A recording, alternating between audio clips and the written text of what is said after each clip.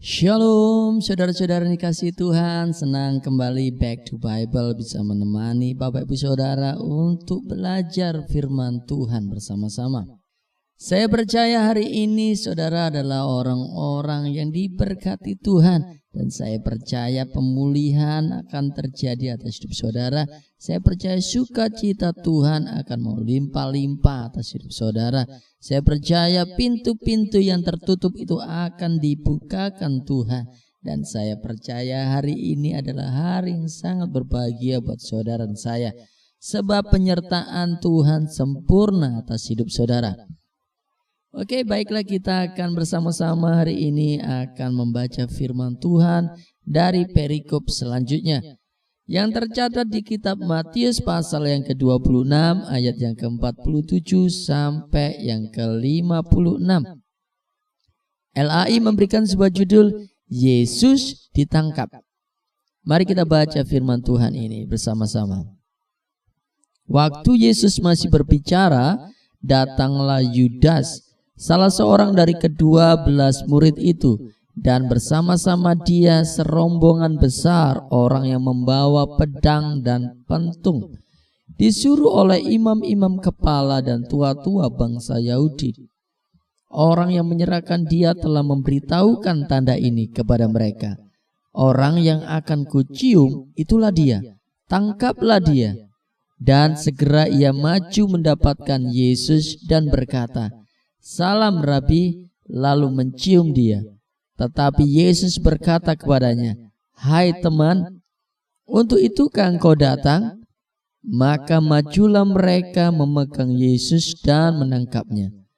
Tetapi seorang dari mereka yang menyertai Yesus mengulurkan tangannya, menghunus pedangnya dan menetakkannya kepada hamba imam besar sehingga putus telinganya.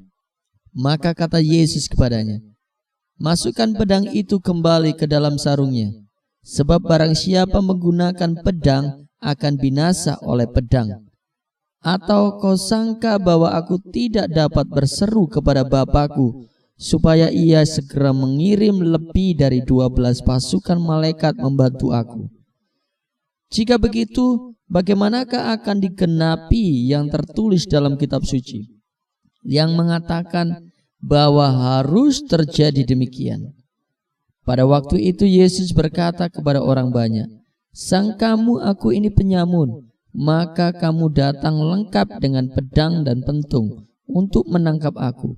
Padahal tiap-tiap hari aku duduk mengajar di bait Allah, dan kamu tidak menangkap aku.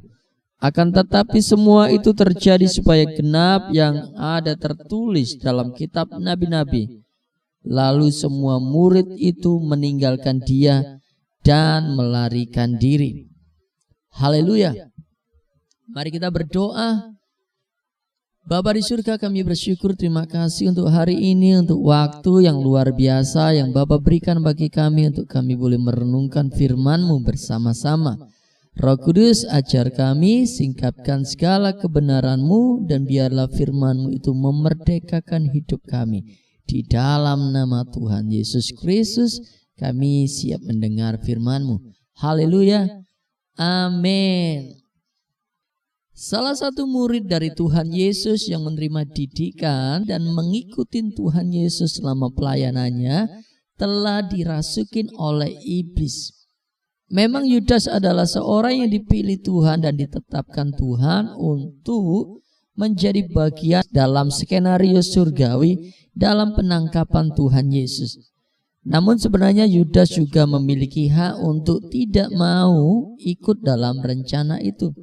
Beberapa hal yang kita akan bahas dalam perikop ini yang patut menjadi refleksi atas hidup kita mengenai peristiwa Yesus ditangkap di Getsemani. Selepas Tuhan Yesus berdoa menyerah dalam keadaan Tuhan Yesus seperti menghormati rasanya.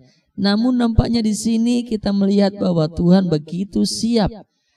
Setelah Tuhan Yesus selesai berdoa, Tuhan Yesus sudah siap benar dengan setiap agenda Bapa yang akan terjadi dan harus terjadi pada peristiwa ini. Hal yang pertama yang saya bagikan buat saudara adalah Kita akan baca di ayat yang ke-49. Dikatakan dalam ayat itu begini. Dan segera ia maju mendapatkan Yesus dan berkata, "Salam Rabi," lalu mencium dia. Tindakan mencium gurunya adalah sebuah tindakan yang terpuji. Tindakan menghargai rabinya. Ini yang dilakukan oleh Yudas kepada Yesus. Namun perhatikan bahwa ciuman yang dilakukan oleh Yudas adalah sebuah siasat untuk memberitahukan kepada orang-orang yang bersama-sama dengan Yudas bahwa orang itu adalah orang yang dimaksud, orang yang dijual Yudas dengan 30 perak. Ayat yang ke-50 berkata, tetapi Yesus berkata kepadanya, "Hai teman, untuk itukah engkau datang?" Hal yang pertama yang saya bisa sampaikan adalah Tuhan tidak akan pernah tertipu dengan setiap tindakan yang nampaknya benar, yang nampaknya mulia, atau nampaknya baik yang kita lakukan untuk Tuhan. Seperti yang dilakukan oleh Yudas, tindakan mencium yang kita anggap sebagai sesuatu yang baik dalam pandangan manusia, namun sebenarnya itu adalah tanda bahwa ia sedang menjual Yesus. Kita tahu bahwa Tuhan mengetahui segala sesuatu. Bahkan hari ini ketika Bapak Ibu Saudara mendengar kita sedang belajar firman Tuhan ini, ia tahu apa yang terjadi, apa yang kita pikirkan, apa yang kita reka-rekakan. Kesulitan, tantangan, pencobaan, permasalahan yang kita hadapi, ia mengerti sekali. Bahkan motivasi dan intrik yang kita balut dengan sesuatu yang baik di hadapan Tuhan, itu juga tidak tersembunyi dalam pandangan Tuhan. Ia mengerti dalam. Manusia boleh melihat apa yang di depan mata. Ingat, Tuhan melihat hati. Jauh di kedalaman hati kita, ia tahu. Sebab itu tidak ada yang tersembunyi dalam pandangannya. Keluh kesah kita yang mungkin tidak bisa kita ungkapkan di hadapan Tuhan, ia mengerti betul. Orang lain yang tidak mengerti kita, orang yang ada dekat kita, keluarga kita, mungkin tidak begitu paham, tidak begitu mengerti tentang kita. Namun Tuhan sangat mengerti betul. Segala yang baik, segala yang buruk yang ada dalam hidup kita tidak tersembunyi, ia tahu. Sebab itu percuma jika kita menggunakan intrik dan sebuah tipu daya di depan mata orang dengan membalutnya dengan kebaikan, tujuan supaya kita boleh dihargai orang, namun di mata Tuhan semuanya terlihat dengan jelas. Sebuah tipu daya yang dilakukan Yudas dengan mencoba membalut kejahatannya dengan mencium Yesus tidak tersembunyi. Tuhan tidak akan pernah bisa tertipu. Bahkan hari-hari ini pelayanan yang kita kerjakan, motivasi yang tersembunyi yang mungkin hanya kita yang tahu, itu juga bisa dilihat Tuhan. Sebab itu hendaklah kita memiliki pikiran, hati, dan perasaan yang selaras. Apapun yang kita lakukan, apapun yang kita ucapkan, apapun yang rindu kita berbuat, itu lahir dari hati yang sama. Hal yang kedua yang kita bisa dapati dari perikop ini, kita bisa lihat di ayat yang ke-53. Atau kau sangka bahwa aku tidak dapat berseru kepada Bapakku supaya ia segera mengirim lebih dari 12 pasukan malaikat membantu aku? Yang kedua adalah Tuhan tidak perlu dibela. Ia Tuhan yang berkuasa, tidak ada yang sanggup menandinginya. Jadi ia tidak perlu orang lain untuk menolongnya, bahkan murid-muridnya.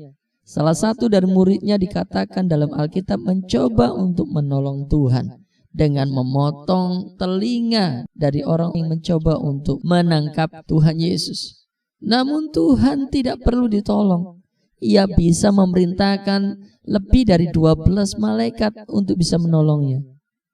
Jadi kalau hari-hari ini setiap kita kecewa menjadi orang Kristen hanya karena olok-olokan orang-orang lain tentang Tuhan kita, Tuhan tidak perlu ditolong. Kita tidak perlu ikut campur dalam peperangan ini.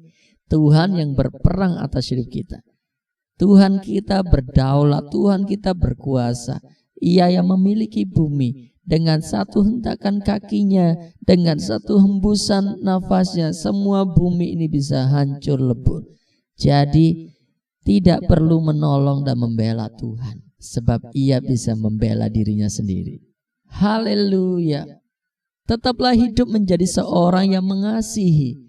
Jangan membenci orang-orang yang mengolok-olok Tuhan kita. Jangan juga mengeluarkan sumpah serapa, mengutuk atas orang-orang tersebut, karena mereka mencoba menistakan nama Tuhan kita. Itu bagian Tuhan untuk berurusan dengan mereka. Bagian kita adalah berdoa melepaskan berkat buat musuh-musuh kita, buat orang-orang yang tidak percaya dengan Tuhan, orang-orang yang secara sengaja menistakan nama Tuhan, atau orang-orang yang secara sengaja mengolok-olok nama Tuhan ataupun kekristenan. Ya, Tuhan tidak perlu dibela karena Ia tidak tertandingi. Yang ketiga, kita bisa lihat di ayat yang ke-54 dan 56, dikatakan begini. Jika begitu, bagaimanakah akan digenapi yang tertulis dalam kitab suci yang mengatakan bahwa harus terjadi demikian? Ayat yang ke-56, akan tetapi semuanya itu terjadi supaya genap yang ada tertulis dalam kitab nabi-nabi. Hal yang ketiga adalah Tuhan selalu menggenapi firman-Nya. Sepanjang hidup Tuhan Yesus, sejak Dia lahir sampai Ia mati, hidupnya hanya untuk menggenapi firman-Nya. Buat Tuhan Yesus, hidup dalam firman dan kehendak Bapa itu adalah harga mati mutlak. Hal yang sama hari ini ketika Tuhan sedang di surga, Ia taruh roh-Nya atas hidup kita, itu juga bagian dari janji. Ia menggenapi roh yang ada pada kita. Roh itulah yang akan menolong kita untuk mengerti kehendak Tuhan. Roh itulah yang akan menuntun kita dalam kebenaran. Roh itulah yang akan menginsafkan kita akan dosa. Roh itu juga yang akan menghibur setiap kita, mengajar setiap kita, dan menunjukkan setiap kita. Ia ingin apapun yang dijanjikan atas hidup saudara dan saya digenapi, sebab Tuhan selalu menggenapi firman-Nya. Di kitab Perjanjian Lama berkata, semua janji yang disampaikan kepada bangsa Israel tidak ada satupun yang tidak digenapi. Semuanya digenapi. Hal yang sama hari ini, apapun yang Tuhan sudah janjikan atas hidup kita, itu akan terjadi atas hidup setiap kita. Sebab Tuhan selalu menepati janjinya. Ia Tuhan, bukan manusia, sehingga Ia bisa berdusta. Setiap yang dikatakannya tidak akan pernah kembali dengan sia-sia kepada Tuhan. Tapi firman itu akan mengerjakan sampai terjadi atas hidup kita. Ini yang bisa saya sampaikan, 3 hal yang bisa saya simpulkan secara singkat. Yang pertama, Tuhan tidak akan pernah bisa tertipu dengan tindakan yang nampaknya benar, mulia, ataupun baik yang kita lakukan. Yang kedua, Tuhan tidak perlu dibela. Yang ketiga, Tuhan selalu menggenapi firman-Nya. Nikmati firman Tuhan ini. Dan biarlah segala yang ajaib itu terjadi atas hidup Bapak, Ibu, Saudara, dan saya. Mari kita berdoa. Bapa, kami mengucap syukur terima kasih buat hari ini. Kiranya Bapa berkenan mengampuni jika Bapa mendapati ada tipu daya atas hidup kami, mencoba untuk bersikap secara munafik di hadapan orang untuk mendapatkan pujian dari mereka, sedangkan Tuhan lihat hati kami busuk. Kami berdoa di dalam nama Tuhan Yesus, Tuhan bersihkan hati ini dari segala motivasi yang tidak benar. Kami rindu Tuhan, isi hati kami dengan firman-Mu, firman-Mu dan firman-Mu.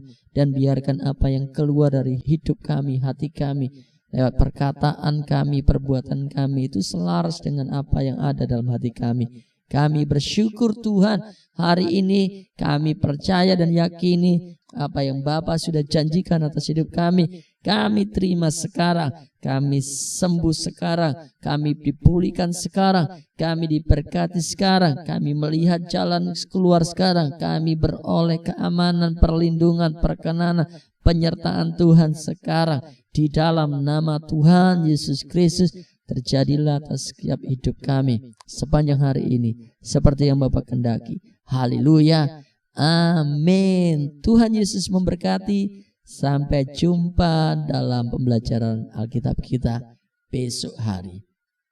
Bye-bye.